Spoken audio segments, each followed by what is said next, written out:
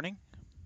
I'm continuing where I left off this morning in a discussion about the function f, which was, I didn't know what to call this, the zero function, but what I realized was this zero function is not zero.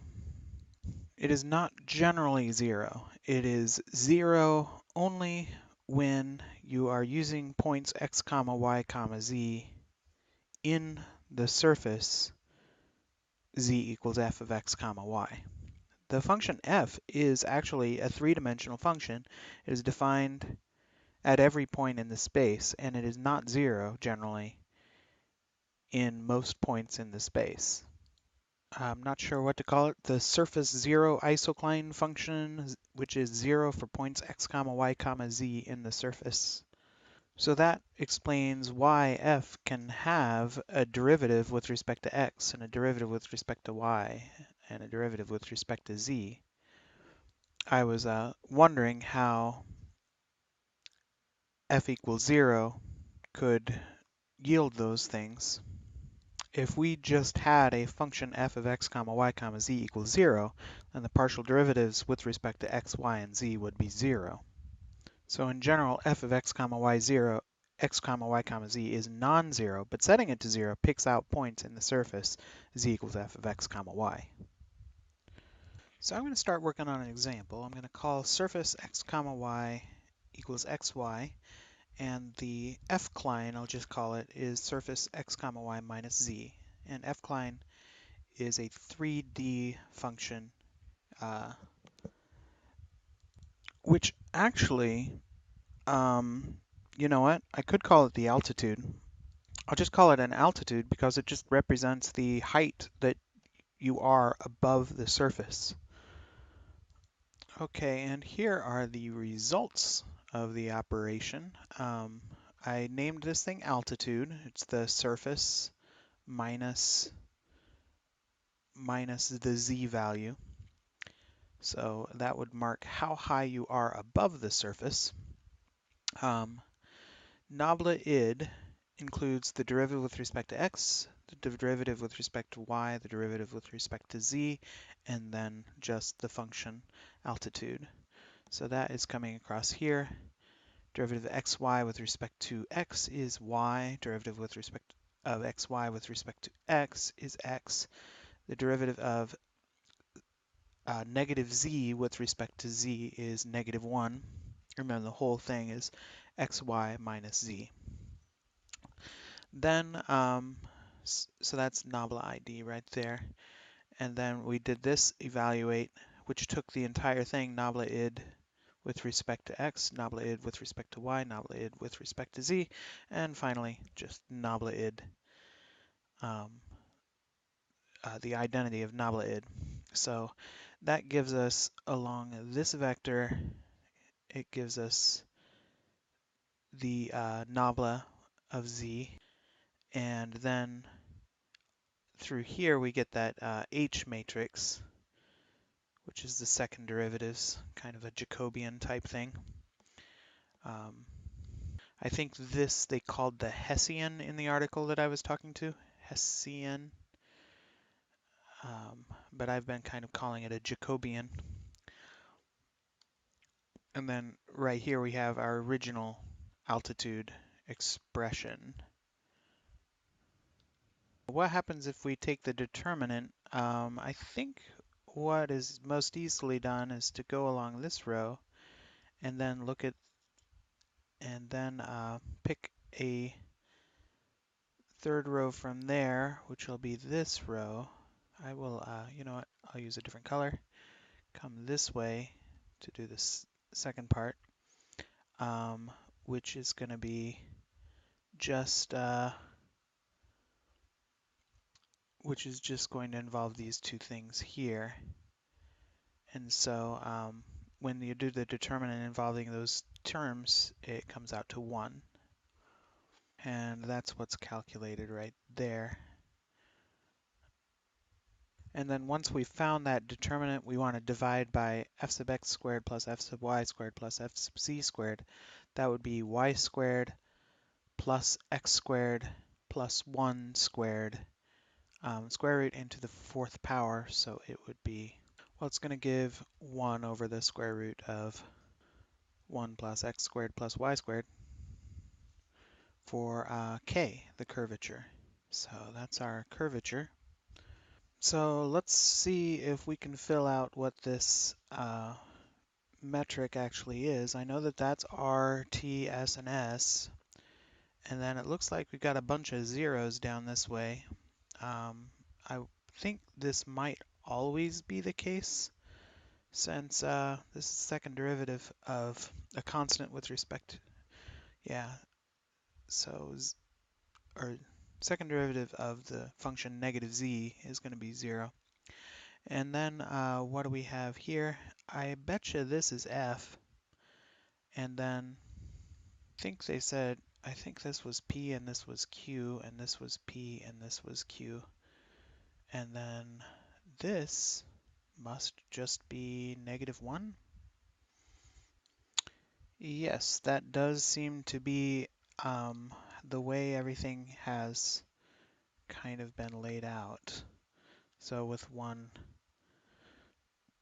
addition that this -1s have to be there. So I pretty much have what I can out of this particular description now. The question is whether it brings me any closer to any of the other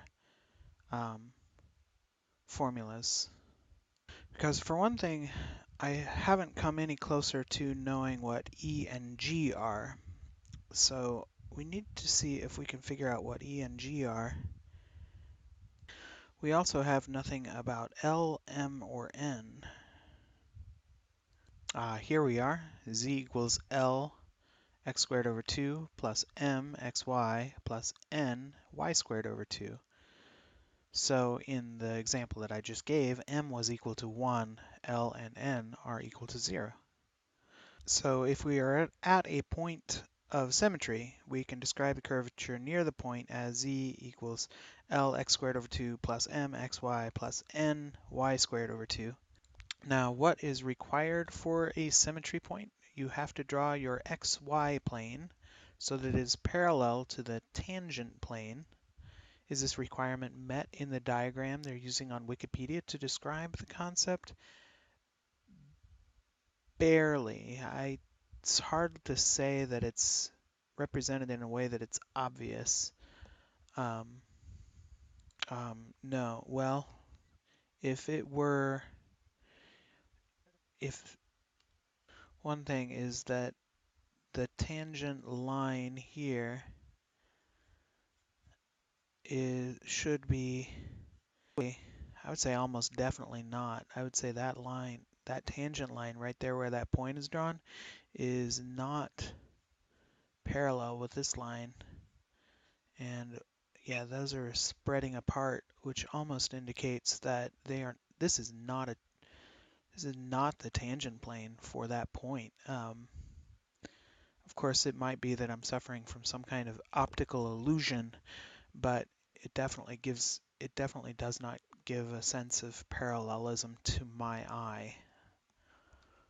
Then again, I could be wrong. Maybe this dotted line is tangent to that black line there, where the center of the point is, but I kind of get the sense that that dotted line, if you continued it, would go right through. I wonder if I've got, it's close.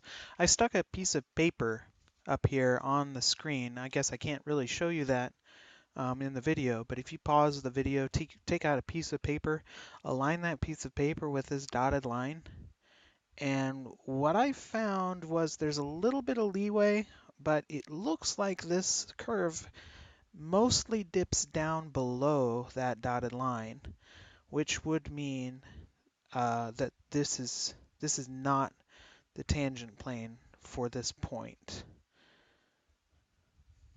So anyway, this L dx squared plus 2m dx dy plus n dy squared, it is called the second fundamental form at the, not at the origin, at the tangent plane, the origin. Yeah, I guess it is the origin. In coordinates x, y, and xy has to be tangent to the surface at the origin. So this is the second fundamental form. Requirements: x, y coordinates are Euclidean coordinates tangent to the curve at the origin, z equals 0 at the origin. Caveat: higher order terms will be present, but the approximation is good enough very close to the origin, where the higher order terms are small. All right, but what if you don't have an x, y that are already set up, that are parallel, that what did I say? That they're tangent, that x and y are tangent to the vector, to the curve. What if x and y go this way, and you're looking at a point on the surface that's right here? I didn't draw that very well. Yeah, let's say you're looking at a point on the surface right around there, and that the curvature of the table is such that you're not at one of those points. Well, let's say we've got, we'll call this u, r sub u, and this we'll call r sub v. Well, here's a function for a field of unit normal vectors. What I want to do is take that description of normal vectors and compare it to this thing here, which is, well, let's not call it f sub x, f sub y. Let's call it, well, first we're going to have to figure out what is a parameterization of a surface in R3, where R is a smooth vector-valued function of two variables. Well, for one thing, I'm going to have to erase these r's here, because I just want that to be called u and v. These are our two variables, u and v, and now we're going to parameterize the curve with respect to those two variables. So I'm going to try to redraw these, and first of all, I'm going to draw curves perpendicular to the v-axis. So these are supposed to be parallel to the v-axis, and then I'll draw a slightly different color for the u-axis coming this way, and then coming up, and then over like this. And that's going to be the curve, the parametric lines with respect to u. And it gets kind of confusing here because we want to have two variables to parameterize by. Okay, but okay, actually I can do this. We're going to do two things here. First, we're going to describe things as z of lambda comma, I don't know. Yeah, let's just use lambda comma gamma as our two variables that we're parameterizing by. Z u comma lambda comma gamma and comma v of lambda comma gamma. So, and then what we're going to do is say this is actually u. We're going to actually use u as our lambda variable, and we're going to use v as our gamma variable. So it's u of u comma v, v of u comma v, and z of u comma v. And putting those together, we'll have z of u comma v, u, v. Three parameters, and a height variable going this way and a variable going that way, and that is our parameterization. And we can call that parameterization r of u comma v, and it's a vector. And so then del r del u is del z del u comma 1 comma 0, and del r del v is del z del v comma 0 comma 1. And so if we do the cross product, equals r sub u cross r sub v over r sub u cross r sub v, we will have, okay, trying to remember how to do a cross product. Basically, we take this term, let's see, I can't remember whether it's plus or minus, but anyway, at the end we're going to have del z del u and a del z del v, and I think I screwed up something with the right-handedness here. That's part of the problem. Del z del u, del z del v, and 1. And so yeah, I should arrange these so that they follow a right-handed rule and have the signs correct. Am I right? This product is definitely a right-handed sort of thing, and I have not done a good job with that. U cross V, let's see, where am I? There's the screen. U, V, and Z goes this way, so we're going to go, this is going to be basically del U, no, del U, V, Z, del U, cross-producted with del U, V, Z, del V, all over the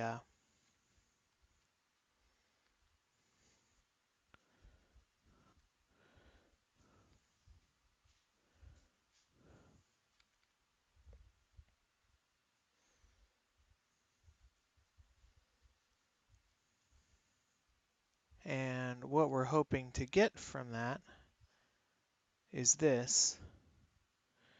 And so, or not exactly that, it's going to be f sub u, f sub v, negative 1, and then 1 plus f sub u, f sub, sorry, yeah, f sub u v.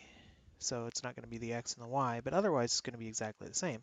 So del u v z du is 1 comma 0 comma del z del u cross-producted with 0 comma 1 comma del z del v, and all of that divided by the length thereof of the same quantity of the same vector. I'm trying to remember a simple way to do these. Let's just call this thing f sub u and this thing f sub v, and I think if I put u hat, v hat, and z hat up here, and then I start going just 1, 0, f sub u, and u hat, v hat, z hat. Some way I can arrange it so that, let's see, that goes up to z hat. I need to continue this one over to 0, 1, f sub v. And then there's a a plus u hat times something minus v hat times something plus u hat or plus z hat times something. And then I go coming up this way. I guess this is the positive sense. So f sub u hat, this is the negative sense, but there's 0 there. On the v,